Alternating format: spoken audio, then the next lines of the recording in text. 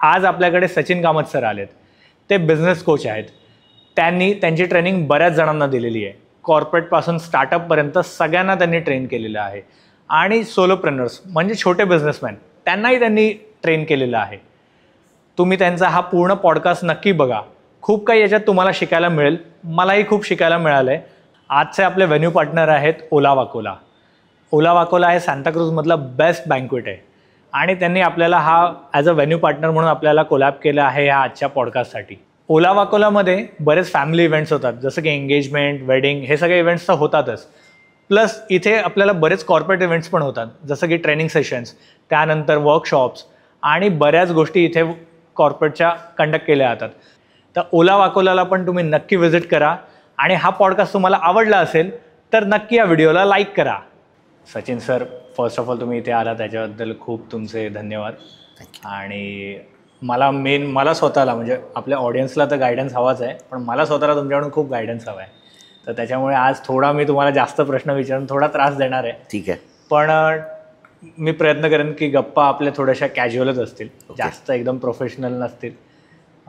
Casual म्हटलं तर मला पहिलं थोडंसं तुमच्याबद्दल जाणून घ्यायचं की तुमचं बालपण कुठे, म्हणजे तुमचं शिक्षण कुठे झालं, बालपण कुठे झालं. ओके. मी गिरगावात, मुंबईमध्ये साऊथ बॉम्बेमध्ये गिरगावात झालं. सेंट सेबेस्टियन पहिली शाळा होती. त्यानंतर मग आवर ओन स्कूल म्हणून माझी शाळा होती. आणि गिरगावात वाढल्यामुळे काय स्ट्रीट स्मार्टनेस आधीपासून थोडासा होता, पण ह्या फील्डमध्ये आणि येईन असं कधी वाटलंच नव्हतं. कारण माझं फॅमिली बिझनेस रेस्टॉरंटचं असल्यामुळे रेस्टॉरंटमध्येच आम्ही सकाळी उठल्यापासून रात्रीपर्यंत आमचं आयुष्य रेस्टॉरंट होतं. तेवढंच विश्व होतं आमचं. आणि मग गोष्टी घडत गेल्या. पर्सनल काही चॅलेंजेस होते, त्यामध्ये करता करता मग नकळत ह्या फील्डमध्ये आलो आणि आज 28 वर्षापासून ह्याच्यामध्येच आहे मी. ओके. पण मग शाळेत असताना रेस्टॉरंटचा तुमचा फॅमिली बिझनेस, सो रेस्टॉरंटवर जाऊन बसायचाच म्हणजे हो, किचनपासून काउंटरपर्यंत सगळं काम करायचं. म्हणजे कधी असं वाटलंच नाही की आम्ही काम करतोय तिकडे, कारण तो एक रुटीन झाला होता. शाळेतून आल्यानंतर हॉटेलमध्ये जाणं, काही काम असेल ते करणं. सुरुवातीला लहान असताना खेळण्यावर जास्त फोकस होता म्हणून जास्त वेळ नसायचा, पण जसं 10वीमध्ये आल्यानंतर मग हळूहळू सिरियसनेस गरज पण होती त्यावेळी की कोणीतरी बघणार आणि पाहिजे होतं. आणि मग फुल टाईम, मग 24 आवर्स आपण बोलू शकतो.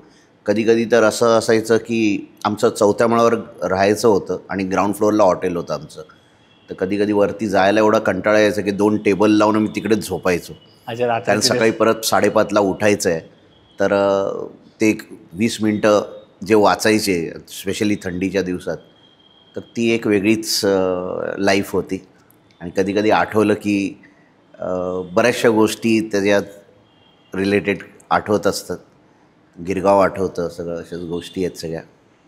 सो मग कॉलेज आणि कुठून झालं, कसं काय, हायर एज्युकेशनचं कसं काय तुम्ही? कॉलेज मी भवन्सला होतो. मग कॉलेजमध्ये असताना तेवढं सिरियसनेस नव्हतं स्टडीजबद्दल, कारण हॉटेलमध्ये यायचं आहे, तिकडे हे करायचं आहे, तर ते चाललेलं लाईफ.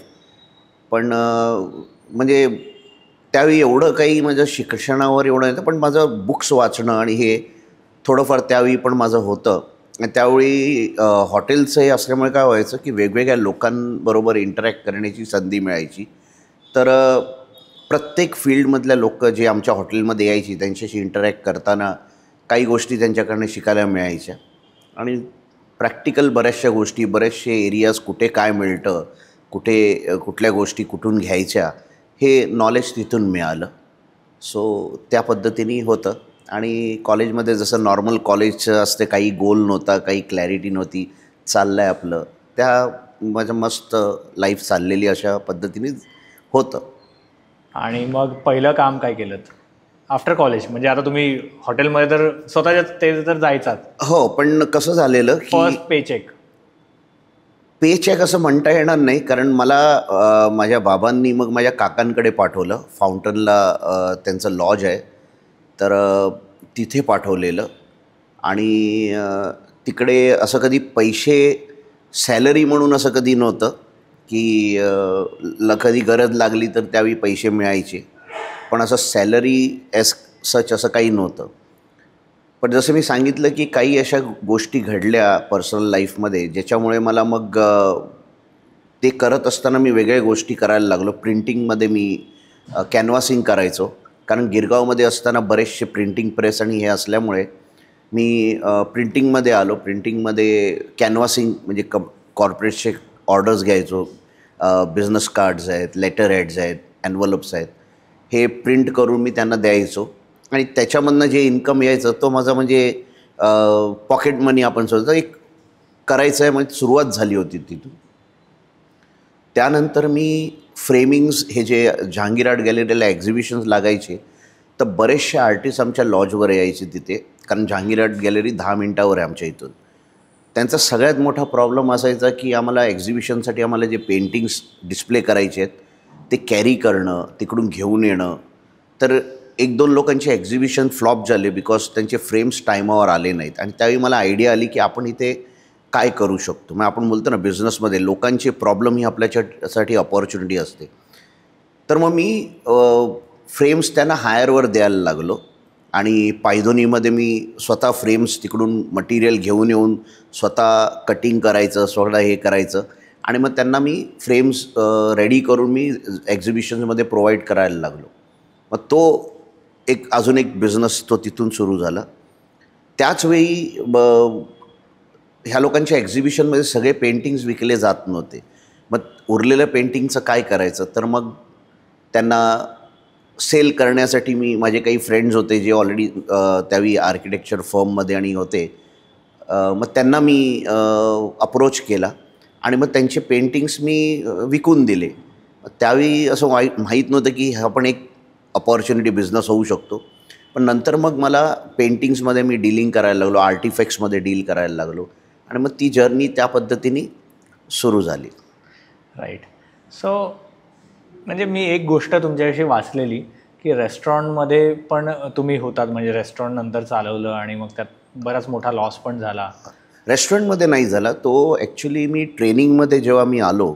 अच्छा. ट्रेनिंगमध्ये मी रेस्टॉरंटमध्ये वेगळे चॅलेंजेस होते, फॅमिली याच्यामुळे ते काही चॅलेंजेस होते आणि माझ्या बाबांना ब्रेन हॅमरेज झालेलं. So he had lost his memory and he was like a 5 year old child. So for 10 years we had to struggle with that situation. हे तुम्ही किती वयाचे होतात तेव्हा? 27.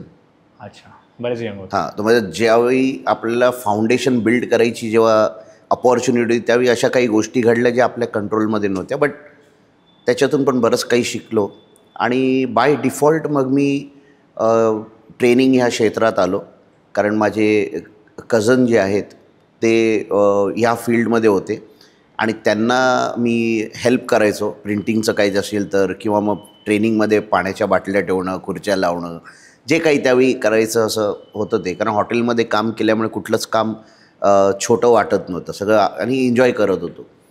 ते करता करता मला ट्रेनर्सला इंट्रोड्यूस करणं किंवा काही शेअर करणं किंवा मग वोट ऑफ थँक्स देणं, अशी अपॉर्च्युनिटी मला मिळत गेली. आणि मग हळूहळू मग मी कॉलेजेसमध्ये प्रोग्राम्स करायला लागलो. त्यावेळी BMS कॉलेजेसमध्ये 14 कॉलेजेसमध्ये BMS सुरू झालं होतं आणि त्यांना आम्ही मग पर्सनॅलिटी डेव्हलपमेंट आणि पब्लिक स्पीकिंग हे सेशन्स आम्ही करायला सुरुवात केले. फ्रँकफिन इन्स्टिट्यूटबरोबर आम्ही टायअप केलं होतं. मग त्यांच्यासाठी आम्ही कॉर्डिनेट करायचो आणि तेव्हा माझा रोल कॉर्डिनेशनचा जास्त होता. HODsना भेटणं, डेट्स त्यांच्याकडनं घेणं. मग जसं मी सांगितलं की ट्रेनरला यायला उशीर झाला किंवा काही शेअरिंग करायचं असतं तर मग मी इंट्रोड्यूस करणं आणि ह्या पद्धतीने सुरू झालं आणि ती जर्नी होती. मग तिथून मग कॉर्पोरेट्समध्ये आलो मी.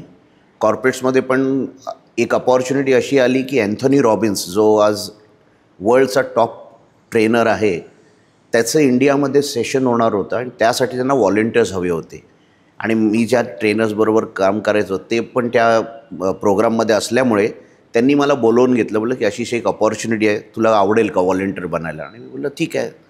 आणि तिथून ॲक्च्युली मला जो बोलतो ना ब्रेक थ्रू, कारण तिथे इंडियातले सगळे टॉप ट्रेनर्स त्या प्रोग्राममध्ये होते ॲज अ पार्टिसिपंट आणि मी व्हॉलेंटियर असल्यामुळे मला सगळ्यांबरोबर इंटरॅक्शन करण्याची, त्यांना काही मदत करण्याची संधी मिळाली. आणि जसा तो प्रोग्राम संपला, 1-2 महिन्यानंतर माझे बाबा एक्सपायर झाले. आणि एक दिवस मला एक फोन आला, सोलोमन साल्विस म्हणून माझे मित्र त्याच्यामध्ये होते. त्यांनी मला सांगितलं की मी ॲपटेकमध्ये असं प्रोजेक्ट मॅनेजर आहे, ॲपटेकची ट्रेनिंग कंपनी पण आहे. सो आमच्याकडे अशी एक अपॉर्च्युनिटी आहे आणि मला ट्रेनर्स हवे आहेत, तर तुझे कोण मित्र असतील काय असतील तर तू त्यांना माझा रेफरन्स दे. आणि सहज त्यांनी मला विचारलं की अरे तू एकदम म्हणजे लो फील आवाजानं असं होतं आहे, काय झालं? मी सांगितलं आत्ताच 15 दिवसाआधी माझे बाबा एक्सपायर झाले आणि थोडं आता ते कार्यबिर्य जे होतं त्यावर धावपळणी होती. बोललं ठीक आहे. मग त्यांनी सहज असंच विचारलं की तू काय करतो सध्या? मी बोललो मी फ्रीलान्सिंग करतो आहे, पब्लिक स्पीकिंग, पर्सनॅलिटीचे कोर्सेस आणि करतो आहे. तर त्यांनी विचारलं की जर कॉर्पोरेटमध्ये तुला जर संधी मिळाली तर तुला करायला आवडेल का?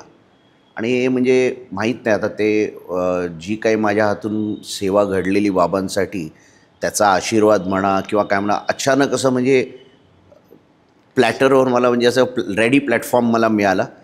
तर तिथे गेल्यानंतर ॲक्च्युली माझा ट्रेनिंगचा प्रवास सुरू झाला. कारण जे काही माझं ट्रेनिंगचं नॉलेज होतं, तिकडे गेल्यानंतर जेव्हा त्यांनी माझा इंटरव्ह्यू घेतला तर त्यांनी मला पहिल्याच याच्यामध्ये रिजेक्ट केलं. कारण सोलोमननी मला त्यांच्या बॉसकडे पाठवलं, जे मेन सिलेक्ट करणार होते.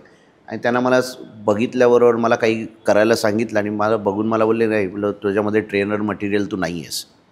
तर बोललं ठीक आहे. बोललो त्यावेळी रिजेक्शन आणि असं काही नाही, एवढे मोठे रिजेक्शन्स बघितले होते, काही वाटत नव्हतं. बोललं ठीक आहे. मग त्याला काय वाटलं माहिती, त्यांनी परत विचारलं की तुला ह्या वॅकन्सीबद्दल कसं कळालं? तर मी सांगितलं असं असं. मग त्यांनी मला सांगितलं की जर आम्ही तुला सिलेक्ट केलं तर तू कधी जॉईन करू शकतोस? मला आम्ही गॅरंटी देत नाही, पण तुला सिलेक्ट केलं तर कधी जॉईन करू शकतो? आणि आपण गिरगावमधले, आपण पहिलं उत्तर देतो नंतर विचार करतो. म्हटलं मी उद्या जॉईन करीन. तर ते जे होतं that was a blessing in disguise for me. तिथून ॲक्च्युली मग मला ही एंट्री झाली. मग त्यांनी मला सर्टिफिकेशन करवलं, सगळं एक ट्रेनिंग प्रोग्राम्स मला करायला दिले. आणि माझा सगळ्यात मोठा ॲडव्हान्टेज हे होता की ते करत असताना मला वेगवेगळ्या इंडस्ट्रीजमध्ये वेगवेगळे ट्रेनिंग प्रोग्राम्स आणि वेगवेगळ्या लेवलला, म्हणजे मी स्टार्ट केलं जे ज्युनियर लेवलला जे सेल्सवाले जे असतात ॲक्सिस बँकचे, ओके, फीट ऑन स्ट्रीट्स म्हणतो आम्ही, ते कार्ड्स आणि विकणारे, त्यांच्या ट्रेनिंगपासून सुरुवात केली. आणि 2-3 प्रोग्राम झाल्यानंतर मला मॅनेजर लेवलचे प्रोग्राम्स करायला मिळाले. तर असं करता करता मला सिनियर मॅनेजरच्या लेवलला आणि प्रोग्राम्स मला करायला मिळाले. अनदर इम्पॉर्टंट पॉईंट वेगवेगळ्या इंडस्ट्रीचे, म्हणजे मी SRसाठी प्रोग्राम केला विच वॉज इन स्टील, ॲपलॅबसाठी प्रोग्राम केला which was in again different verticals. आणि मग एज्युकेशन फील्डमध्ये सेंट अँजिलोज, बाकी ह्या लोकांसाठी. तर त्यामुळे काय झालं, माझा प्रोफाईल जो होता ना, ते शॉर्ट टर्ममध्ये माझा प्रोफाईल खूप स्ट्रॉंग झाला. आणि त्याचवेळी एक फ्रायडे आमचं हे होतं, सॅटर्डे संडे आम्हाला सुट्टी असायची. तर मी दर सॅटर्डे संडेला एंगेजमेंट कॉलम तेव्हा यायचं इंडियन एक्सप्रेसमध्ये, आणि मिड डेमध्ये पण सेमिनार्स कुठे होतात काय होतात ते असायचं. तर मी अटेंड करायला लागलो ते. आणि दर मंडेला मी नवीन काही शिकलो ती माझ्या टीमबरोबर ऑफिसमध्ये शेअर करायचो. त्यामुळे माझं थोडंसं सगळ्यांबरोबर इक्वेशन, एक रिलेशन, म्हणजे कारण ट्रेनरमध्ये बऱ्याच वेळा ते थोडंसं हे असतं, कॉन्फ्लिक्ट्स असतात. बट इथे सगळे लोक माझ्याबरोबर खूप कॉर्डियल राहायला लागले, कारण माझ्याकडनं त्यांना बऱ्याच काही गोष्टी नवीन मिळायच्या. आणि म्हणून मग ते बॉन्डिंग स्ट्रॉंग झालं आणि बरंच काही नवीन शिकायला मिळालं. सो ही जर्नी होती. मग जसं मी अँथनी रॉबिन्सच्या वेळी NLP म्हणून एक कॉन्सेप्ट ऐकला होता, तर बोला आपण काय NLP बघूया. मग NLP केलं. NLP करता त्यामध्ये ॲडव्हान्स व्हर्जनही केलं. मग कॉर्पोरेट्समध्ये जेव्हा मी जायचो तेव्हा तिकडे बरेचसे लोक सर्टिफिकेशन्सबद्दल बोलायचे, बिहेवियर आणि याच्याबद्दल बराचसा विषय करायचे.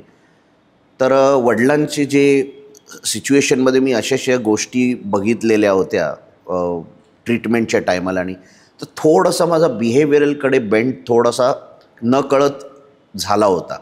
आणि अशी काही पुस्तकं वाचायचो त्यावेळी बिहेवियरल रिलेटेड, ज्यामुळे मला थोडं लोकांना समजून घेणं, लोकांना कनेक्ट करणं, हे थोडंसं माझं बोलतं ना पिंड बनलं की दॅट वॉज माय कोर नाव. आणि मग त्याच्यावर मी फोकस करत गेलो. मग वेगवेगळे सर्टिफिकेशन बिहेवियरचे मी केले. आणि मग त्याच्यामुळे मग मला नवीन नवीन अपॉर्च्युनिटीज मिळत गेली. आणि जेव्हा मी ॲपटेकमधनं निघालो, मग अजून एक कंपनी स्मार्ट म्हणून होती, तिकडे मी जॉईन केलं. मग तिकडे उद्योजकांबरोबर, ऑन्टरप्रिनर्सबरोबर कसं काम करायचं, कारण कॉर्पोरेटचा थॉट प्रोसेस आणि इकडे कंप्लीट वेगळा होता. मग तिकडे हे करताना मग इजिप्तला पण मला एक प्रोग्राम करण्याची संधी मिळाली, कारण ज्यांच्यासाठी मी प्रिंटिंगचं आणि करायचो, जयेश म्हणून होते ज्युरिस कॉर्पचे, त्यांच्यासाठी त्यांच्या इकडे ट्रेनिंगची अपॉर्च्युनिटी होती. माझा भाऊ ट्रेनिंग तिकडे करत होता, अजित. त्याचवेळी त्यांनी सांगितलं की विल नीड सम असिस्टंट, आणि जयेशने सांगितलं की तू पण ये, तर तू आता ट्रेनिंग करतोच आहे, तर तुझं पण काय करतो आम्हाला पण थोडंसं हे. आणि त्या निमित्ताने मला इजिप्तला जाऊन ट्रेनिंग करण्याची संधी मिळाली. सो अँथोनी रॉबिन्सचा प्रोग्राम प्लस इजिप्तचं हे झालं, तर मग एक प्रोफाईलमध्ये तो अजून एक ॲडिशन झालं. आणि तिथून मग ती जर्नी जी होती सुरू झाली. आणि आता 27 वर्ष झाली आहे ट्रेनिंगमध्ये, वेगवेगळ्या इंडस्ट्रीमध्ये, पॅन इंडिया, वेगवेगळ्या कंपनीसाठी बाहेर सगळीकडे हे प्रोग्राम्स करतो आहे. आणि अजून पण बऱ्याच काही गोष्टी शिकतो आहे अजून. So I am not an expert, I am still a student. नक्की नाही, तुमच्याकडून पण बऱ्याच गोष्टी आम्हाला पण शिकता येतील. तुम्ही आता बऱ्याच गोष्टी बोललात की कॉर्पोरेटमध्ये तुम्ही बराच ट्रेनिंग दिलं आणि स्टार्टअप्सला पण दिलं. तर ह्या दोन, कॉर्पोरेट आणि स्टार्टअप्स, ह्या दोघांच्यामध्ये माइंडसेटमध्ये काय फरक असतो आणि तिथे काय ट्रेनिंगची वेगळी गरज लागते? म्हणजे आपण जज नाही करू शकत, पण सांगायचा मुद्दा आहे की कॉर्पोरेट्समध्ये जेव्हा लोक हे करतात, तिथे बऱ्याचशा वेळेस सर्वायवल माइंडसेटनी लोक हे करतात. कारण टांगी तलवार असते बऱ्याच वेळा. कारण आता पण जर तुम्ही रिसेंट न्यूज वाटली तर मायक्रोसॉफ्टनी 9,000 एम्प्लॉईजला ले ऑफ केलेलं आहे. मेटाने पण 3,000 सो आमच्या वेळी पण आम्ही जेव्हा ॲपटेकमध्ये होतो, ते एका आठवड्यामध्ये 180 ट्रेनर्सला आमच्या इथून हे केलं होतं. सो कुठे ना कुठेतरी ती भीती असते. आणि कुठे ना कुठेतरी स्पेशली जेव्हा त्यांचं अप्रेझल येतं, तर त्यांना असं वाटतं मी खूप चांगलं परफॉर्म केलं आहे, पण मला हवं तसं मला ॲप्रिशिएशन मिळालेलं नाही आहे.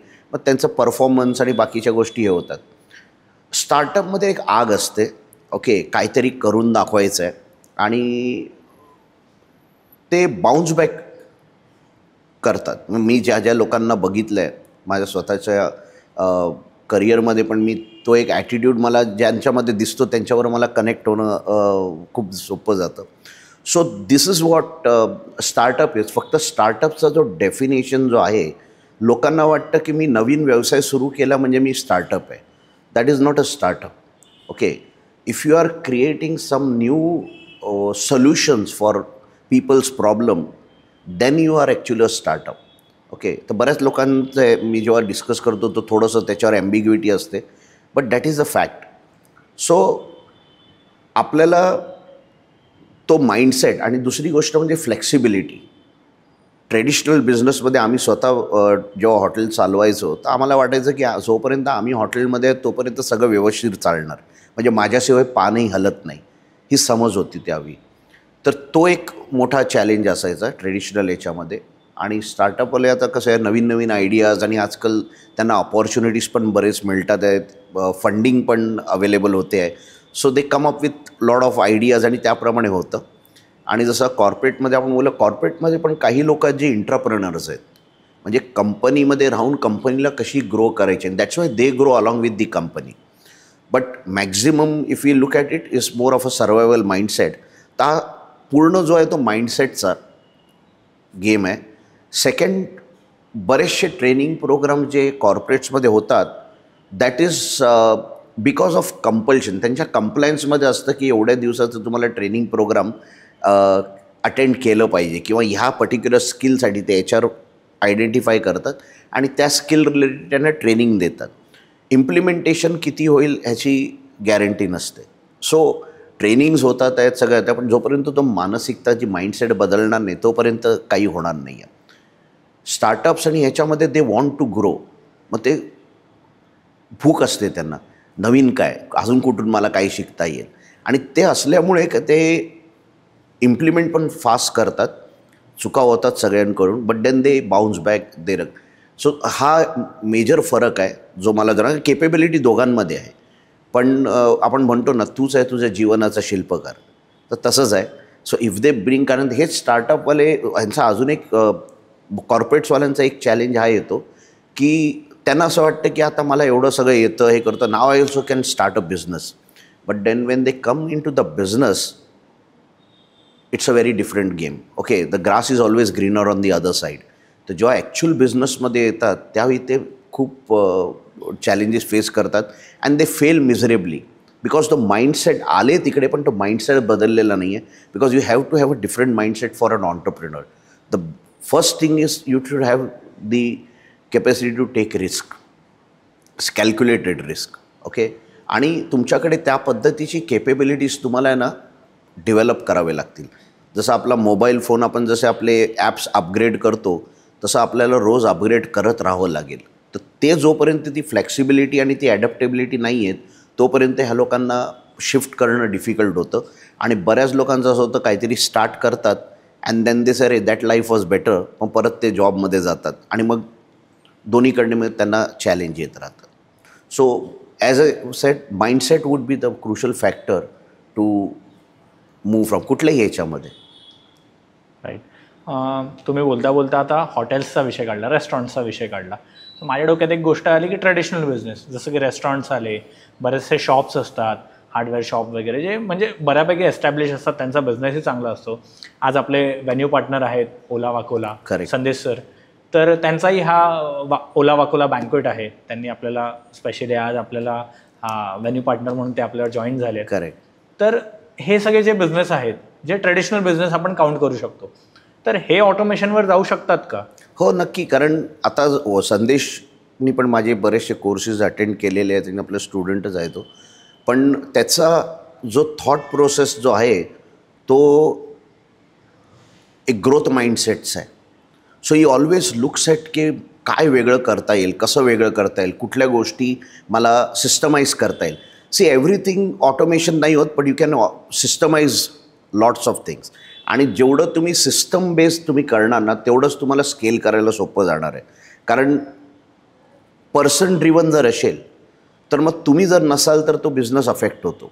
पण सिस्टम ड्रिवन जर असेल तर तुम्ही असाल किंवा नसाल तरी तुमचा बिझनेस जो आहे तो ग्रोथ होत राहणार आहे. सो प्रोसेस आणि सिस्टम्स ह्याच्यावर आपल्याला फोकस करणं खूप गरजेचं आहे. जर तुम्ही ते केलं, आज तुम्ही बघताय चेन ऑफ रेस्टॉरंट्स आहेत. ओके, बरेचसे असे कुठलाही बिझनेस घ्या, त्यांचे एवढे सगळे फ्रँचायझीज एवढे सगळे आहेत. तो इट्स अ सिस्टम. मग इंडियन असो, मॅकडॉनल्ड असो किंवा कुठलंही आपण घेतलं, स्टारबक्स घेतलं किंवा कुठलंही आपलं चितळेंसारखे जे एकच त्यांचं हे होतं, आज सगळीकडे अवेलेबल आहेत, हल्दीराम. सो तो थॉट प्रोसेस असला पाहिजे. कितीतरी माझे स्टुडंट्स आहेत ज्यांनी स्वतःला अपग्रेड करून स्वतःला त्याप्रमाणे अंडरस्टँड काय बिझनेसची नीड आहे हे करून त्यांनी ग्रो केलं आहे, बिझनेस स्केल अप केलेले आहेत. तुम्ही एक बुक पण लिहिलं आहे, तर ते त्याच्याविषयी पण मी थोडंसं मला तुमच्याकडून जाणून घ्यायचं आहे. हो, ते प्रेडिक्टेबल प्रॉफिटेबिलिटी म्हणून माझं बुक आहे. आता त्यामध्ये हे झालं कसं की लॉकडाऊनच्या वेळी बरीचशी नेगेटिव्हिटी होती आणि मी पण बराच 1-2 आठवडे मी विचार करतो काय करायचं आहे. कारण सडनली हे झालं आणि तेव्हा ऑनलाईन एवढं जस्ट सुरू झालं होतं. मी त्याच्या आधी ऑनलाईनवर काही गोष्टी करायचो, पण ह्या प्रमाणात होतील किंवा करायचं अशी कधी गरज वाटली नाही. तर एक साईडला मी ऑनलाईनच्या काही कोर्सेस आणि ते करत होतो आणि बरेचसे असे थॉट्स येत होते, तर आता काय करायचं. तर म्हणलं कुठे ना कुठेतरी फोकस करण्यासाठी मग माझ्याकडे बरेचसे आर्टिकल्स हे होते. तर म्हणलं चला आपण ह्याचा ब्लॉग करू किंवा हे करू. मग बोललं ब्लॉग करण्यापेक्षा आपण बुकच लिहू. कारण कुठेतरी मी ऐकलं होतं, when you become an author you become an authority. So बोललं आपण काहीतरी केलं पाहिजे. आणि ते जे माझ्याकडे मटेरियल होतं ते हे केलं. सुरुवातीला मी सगळं कोलेट केलं, जसं एसेल आणि लिहितो तशा पद्धतीचं होतं. मग बोललं नाही, काहीतरी याच्यात वेगळं पण आलं पाहिजे. मग मी माझे जे स्टुडंट्स होते, जे बिझनेसमध्ये होते किंवा जे असे लोक जे ऑलरेडी बिझनेसमध्ये आहेत, हुम आय न्यू, त्यांना जाऊन मी कनेक्ट केलं, फोन केला आणि मग त्यांना त्यांच्याकडनं मी त्यांची जर्नी ती समजून घेतली. आणि मला लक्षात आलं की ह्या जर्नीमध्ये अशा काही गोष्टी आहेत ज्या सगळ्यांमध्ये कॉमन आहेत आणि त्यांनी त्या गोष्टींवर फोकस केला आणि म्हणून त्यांचा बिझनेस जो एक वेगळ्या लेवलला गेला. तर ह्याच्यामध्ये एक 6 P's मला आयडेंटिफाय झाले की it's a 6 P concept which I framed, ज्याच्यामध्ये passion, purpose, also your personality. Okay, because I always say your personality is your reality. Okay, so जे तुम्हाला तुमच्या पर्सनॅलिटीमध्ये आहे ते तुमच्या बिझनेसला, तुमच्या लाईफमध्ये ते त्याचा इम्पॅक्ट पडतो. मग पर्सनॅलिटीमध्ये पीपल, लोक जे तुमच्याबरोबर आहेत, तुमची टीम, ते तुमच्याशी, तुमच्या पर्पजशी कसे अलाइंड आहेत हे खूप महत्त्वाचं आहे. आणि हे सगळं करण्यासाठी एक प्रोसेस खूप महत्त्वाचं आहे. And the last P was promotion. कारण आपण म्हणतो जो दिखता है वो बिकता है.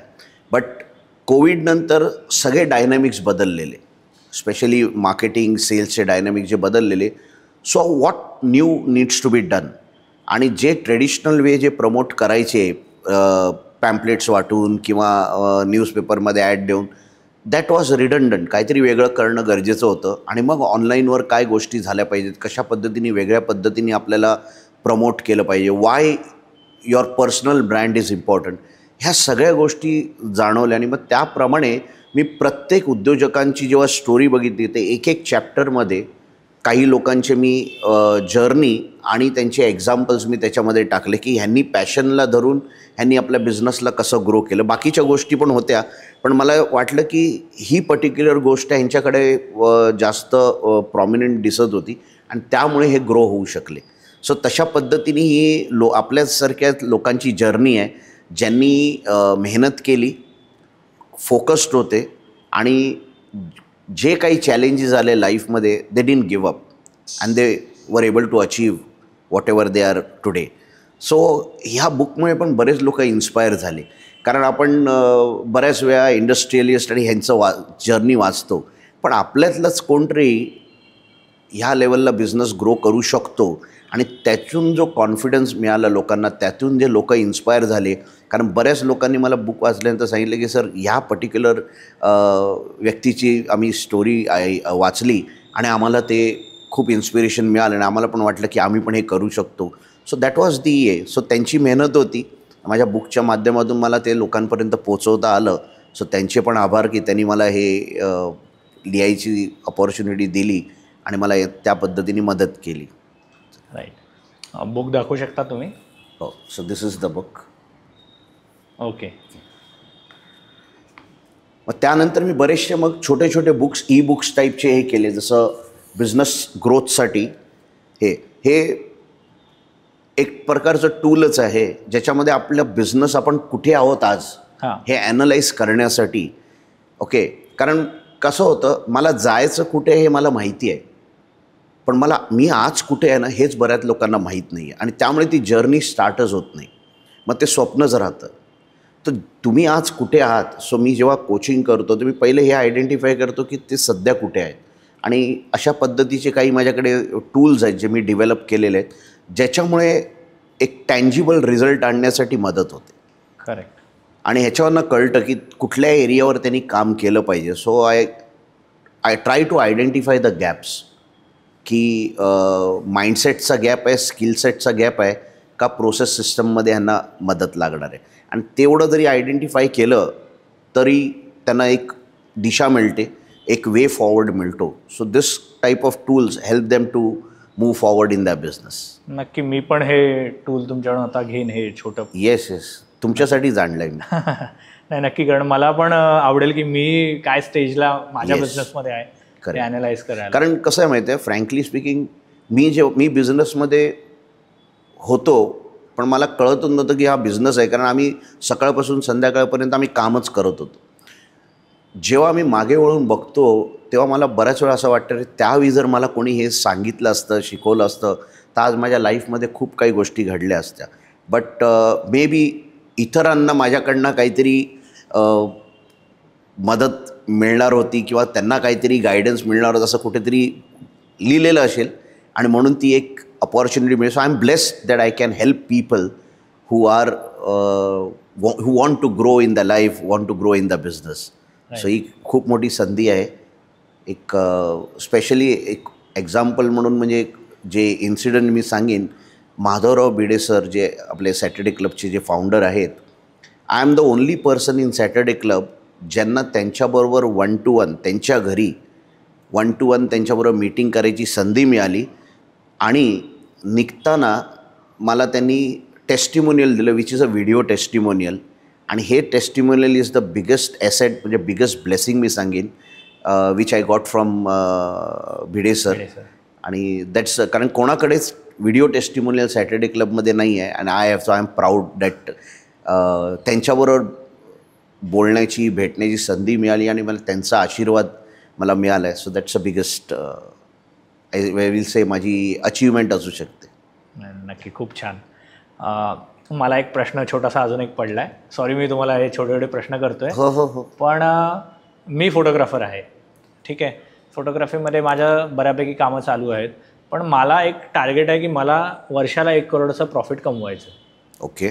तर ह्या गोष्टी कशा शक्य, म्हणजे ॲज अ फोटोग्राफर हे शक्य आहे का? पहिली गोष्ट, माझ्या सांगण्याने काही होणार नाही आहे. You have to first believe की आज ती 1 करोड असो किंवा त्याच्यापेक्षा जास्त आपल्या इंडस्ट्रीमध्ये लोक कमवतात आहे का? Do you think people are earning that much? कमवत आहेत. बरोबर आहे. तर ते असं काय करतायत जे मी करत नाही आहे. I am not telling you to compare yourself. कारण मी नेहमी लोकांना सांगत असतो 2 ट्रॅप तुम्ही अवॉइड करा. आणि हे स्पेशली महाराष्ट्रीयन लोकांमध्ये हा मोठा चॅलेंज आहे. एक ट्रॅप आहे कम्पॅरिझन. घरापासून सुरू होतात की घरामध्ये 2 भाऊ बहीण असेल, ती बोलतात तिला बघ, ती किती सिरियन, तू असं. तर हे जे कम्पॅरिझन सोसायटीमध्ये आपल्या नेबर्समधून, रिलेटिव्हमधून होते ना, आपण कुठे ना कुठे त्या ट्रॅपमध्ये अडकलेलो आहोत. आणि दुसरा आहे एक्सपेक्टेशन.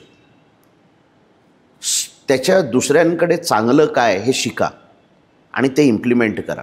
तुम्ही त्यांच्यासारखे नक्कीच नाही होणार, पण माझी खात्री आहे, मी लिहून देईन, तुम्ही काल जे होतात ना त्याच्यापेक्षा नक्कीच बेटर असणार आहे.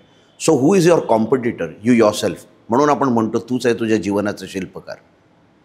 अँड एक्सपेक्टेशन, कधीही कोणाबरोबर जास्त कोणाकडनं अपेक्षा ठेवू नका. हा माझा पर्सनल एक्सपिरियन्स आहे. मी आज 70 लाख रुपये लॉस करून आज मी परत हे करत, तर माझी ती चूक होती, but that was my mistake, कारण मी एक्सपेक्टेशन ठेवले होते. So don't expect too much. तुम्ही तुमचं काम करत राहा आणि जे रिझल्ट येईल ते आहे. बिकॉज काय होतं मग ते बऱ्याच वेळा आपण खूप इमोशनल होतो, खूप सेंटिमेंटल होतो आणि त्याचा नंतर आपल्यालाच त्रास होतो. So you need to be aware of that. हे 2 ट्रॅप जर अवॉइड केले ना तर आपण ग्रो होऊ शकतो. So first of all you need to believe. Second, हे जे 1 करोड उद्याच्या उद्या येणार आहे, तूप खाऊन रूप येणार नाही आहे. मग त्याच्यासाठी मला आज मी काय करतो आहे, म्हणून मी सांगितलं ना आज मी कुठे आहे आणि त्यासाठी मी आज काय गोष्टी वेगळ्या केल्या पाहिजेत, काय ट्रेंड आहे, काय नवीन आहे. आज फोटोग्राफी असो, कुठलाही फील्ड असो, मी एक टायमाला फोटोग्राफी ला असिस्ट करायचो. सो मला माहिती आहे की काय मेहनत त्यावेळी लागायची, कसं करायचं. ओके. तर आज तुम्ही जे करता, आज डिमांड पण तेवढीच आहे. आज तुम्ही बघितलं अपॉर्च्युनिटी, ह्याच्या आधी कधी तुम्ही प्री वेडिंग आणि बाकी सगळे जे शूट्स आता होतात आहेत हे कधी ऐकले पण नव्हते. आज आपल्याकडे एवढी सगळी अपॉर्च्युनिटी आहे की अख्खी लाईफची जर्नी आज एक फोटोग्राफच्या माध्यमातून आपण करू शकतो. So there is lot of opportunities, पण आपण कुठे फोकस केला पाहिजे. कारण तुम्ही सगळे करतात तसं जर करायला गेलं तर तुम्ही कमॉडिटी म्हणून राहणार आहे. So what is it that you are doing differently. Okay, how you are adding value. So तुम्ही जेव्हा फोटोग्राफी करता तर पहिली गोष्ट you need to ask why I am doing what I am doing. हा सगळ्यात महत्त्वाचा प्रश्न आहे आणि त्याचं जेव्हा तुम्हाला क्लॅरिटी येते that is actually your purpose. So maybe you can grow your business by teaching others how to become a better photographer.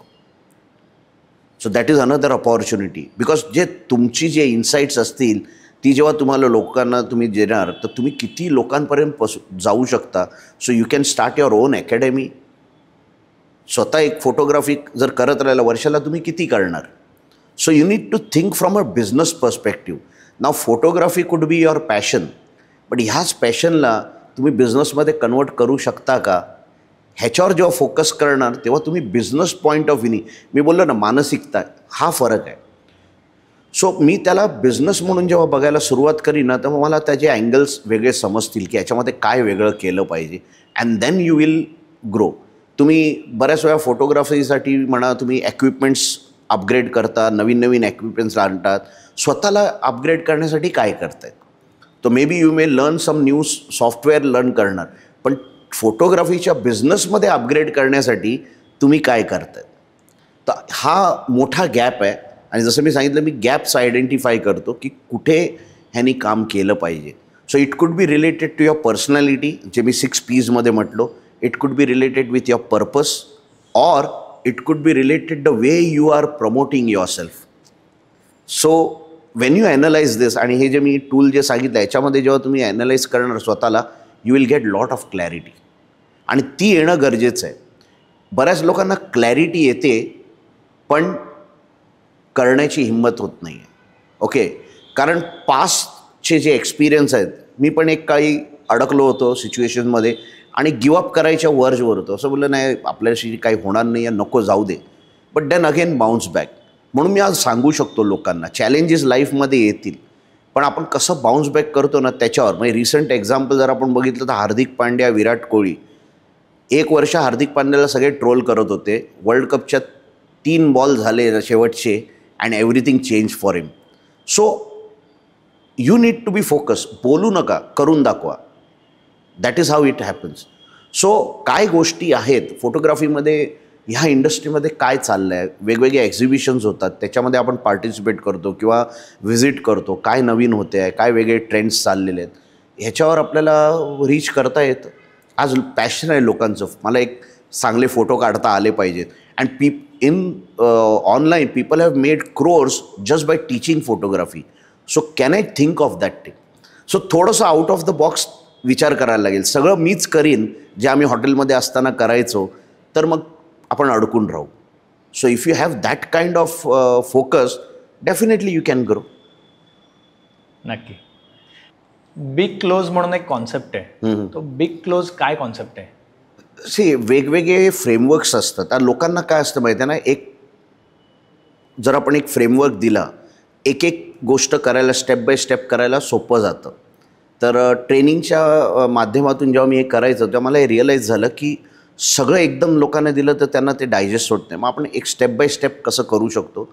तर बिग क्लोज जो आहे त्याच्यामध्ये की बिझनेसमध्ये ग्रोथ जर हवी असेल तर आपल्याला जास्तीत जास्त क्लायंट्स, जास्तीत जास्त लीड्स ह्याला कशा पद्धतीने क्लोज करायचं.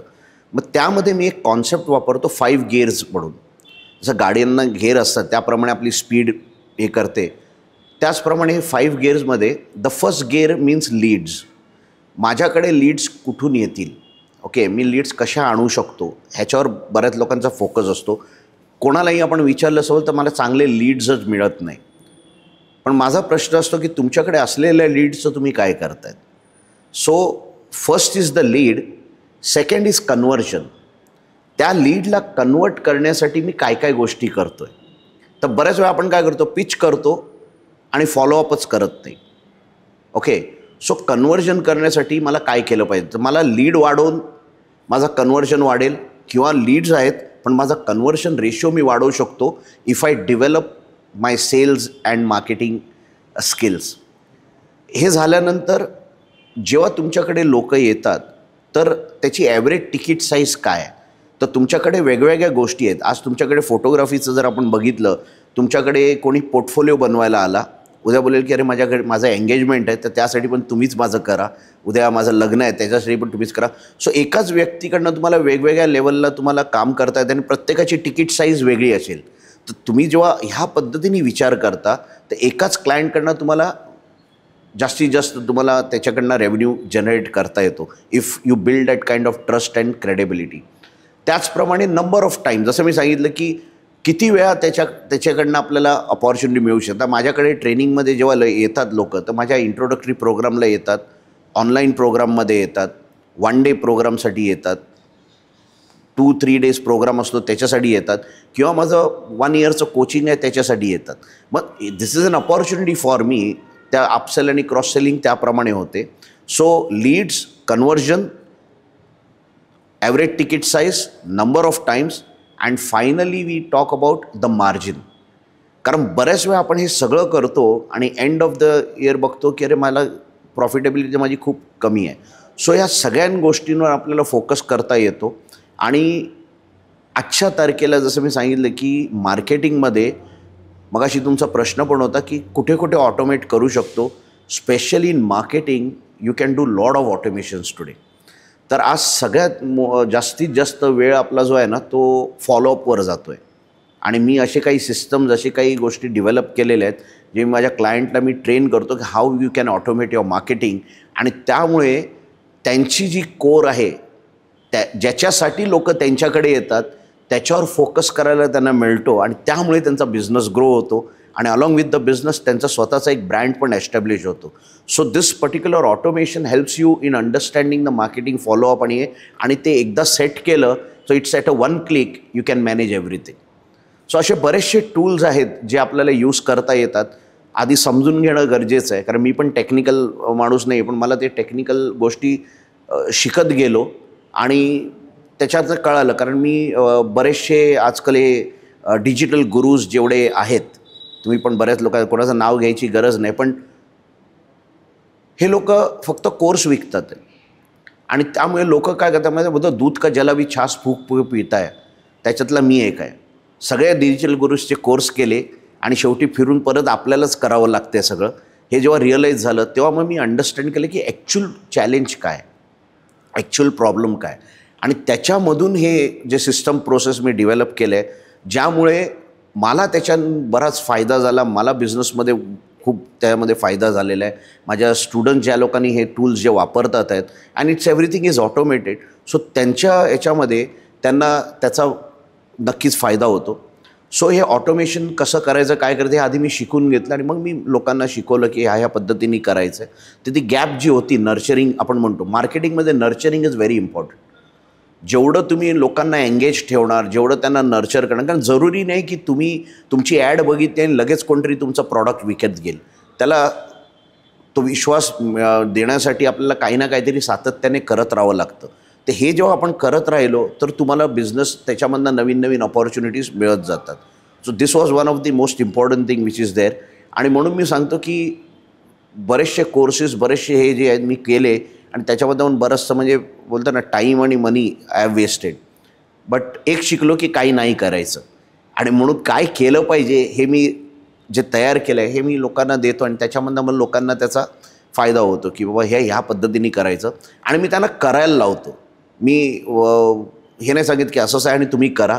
I hand hold them and I make them do it. तर बऱ्याच लोकांना ते असं वाटतं की माझा फोन आला किंवा मी हे केलं ते एकदम टेन्शन येतं त्यांना. बट जेव्हा रिझल्ट्स यायला लागतात then they appreciate, then they feel good की हां हे केल्यामुळे बोलून दाखवतं लोक, सर हे केलं नसतं तर मला आज मी अजून तसंच राहिलो असतो. सो त्यांची मेहनत आहे पण थोडं मागे लागावं लागतं. बऱ्याच गोष्टी बऱ्याच तुमच्याकडून शिकायला मिळत आहेत. मला वाटतं हा एक तासाचा एपिसोड पण आपला अपुरा पडणार आहे. पण मला थोडं हे समजून घ्यायचं की सक्सेस मंत्र काय, तुमच्यासाठी सक्सेस मंत्र काय आहे? जसं मी सांगितलं ना, फ्लेक्सिबिलिटी अँड ॲडॅप्टेबिलिटी. कारण चेंज इज कॉन्स्टंट. आपल्याला नवीन ज्या गोष्टी अचीव करायच्या आहेत त्यासाठी मला अजून नवीन काय करता येईल, माझी स्वतःच्या केपेबिलिटीवर मला काम करावं लागेल. एक खूप सुंदर वाक्य आहे, your skills will pay your bills.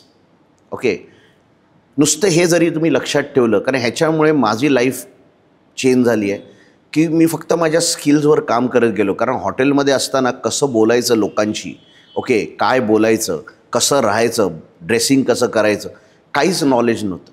शिकत गेलो आणि ज्या ज्या गोष्टी शिकलो, प्रिंटिंगमध्ये म्हणा, बाकीच्या गोष्टींमध्ये म्हणा, ट्रेनिंगमध्ये पण मला लोकांनी शिकवलं. लोकांनी मला म्हणलो ना, पाण्याच्या बाटल्या ठेवणं, खुर्च्या लावणं, तिथून सुरुवात केलेली आणि संधी मिळत गेली, शिकत गेलो.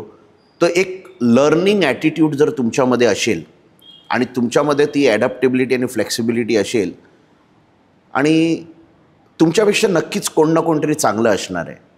So don't compare yourself, learn from them. Okay, so ह्या जर गोष्टी तुम्ही ठेवल्या आणि जे 2 ट्रॅप्स मी सांगितलेले, कंपॅरिझन अँड एक्सपेक्टेशन, ह्याच्यातून जर तुम्ही बाहेर निघाला तर नक्कीच तुम्ही सक्सेसफुल होणार. कुठलेही चॅलेंजेस आले, don't give up. Focused on your गोल. जोपर्यंत ते अचीव नाही करत तोपर्यंत गिव्ह अप करू नका and definitely you will be able to achieve your success. नक्की. जे आपले ऑडियन्स बघतात तुम्हाला आणि जे कोणी लोक आहेत ज्यांना बिझनेस कोचिंग करायचं आहे किंवा बिझनेस कोचिंग घ्यायचं आहे, तर त्यांनी सचिन कामत सरांकडेच का यावं? माझा स्पेशल आहे. बरोबर, माझा पण हाच प्रश्न असतो, तुम्ही माझ्याकडे काय येत आहेत?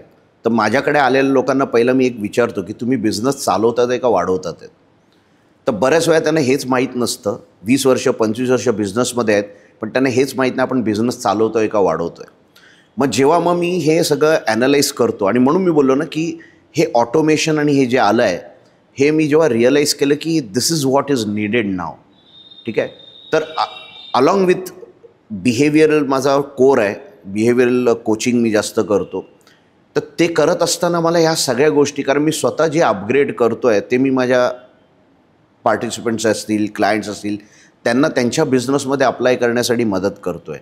सो द रिझन, कारण मी प्रॅक्टिकली काही गोष्टी केलेल्या आहेत, बघितलेल्या आहेत, आणि तुम्हाला माझ्याकडे यायसाठी पहिलं मी तुमचं पहिलं ॲनालाइज करतो की वेदर यू आर कोचेबल. जर मी सांगून जर तुम्ही इम्प्लिमेंट करत नसणार तर I am not the right person for you. Okay. But जर तुम्हाला खरोखर जर तुम्हाला तुमचा गोल अचीव करायचा असेल तर मी ज्या गोष्टी तुम्हाला सांगतो आहे ते तुम्ही जर केल्या, आणि जे काही रिझल्ट येणार ते तुमच्या मेहनतीमुळेच येणार आहे. I am just a catalyst. Okay. कारण बऱ्याच वेळा असं होतं ना, बरेचसे असे आता बिझनेस कोच म्हणते की त्यांना एक गुरुचं स्थान दिलं जातं, आणि बऱ्याच वेळा मॅनिप्युलेशन होतं. आणि मी बऱ्याच वेळा त्या सिच्युएशनमधनं गेलेलं असल्यामुळे मला कळतं की आज आपल्याकडे लोक येतात एका विश्वासाने येतात आहेत, तर त्यांना आपण काय दिलं पाहिजे, काय केलं पाहिजे. सो ती एक जेन्युइन फिलिंग असल्यामुळे मला वाटतं लोकांना रिझल्ट्स येतात आहेत. So if you connect with me, आणि if you really feel that इथून मला माझ्या बिझनेसला आणि माझ्या लाईफमध्ये मला ग्रोथ करण्यासाठी मला अपॉर्च्युनिटी आहे, then definitely you can come to me.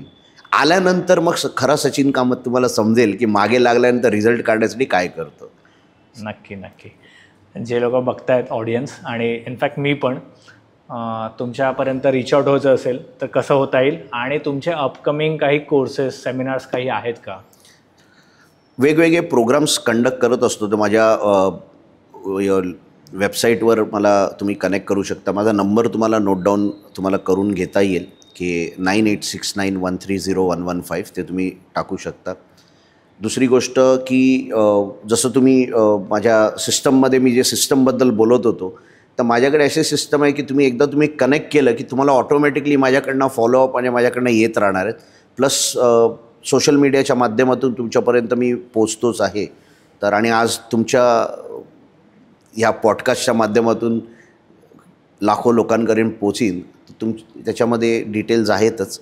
So they can any time they can connect with me, आणि डेफिनेटली जे काही मी मदत करू शकीन, जे काही हेल्प करू शकीन ते नक्की करेन. नक्की नक्की. आजचा हा आपला पॉडकास्ट, हा सेशन तुम्हाला कसा वाटला?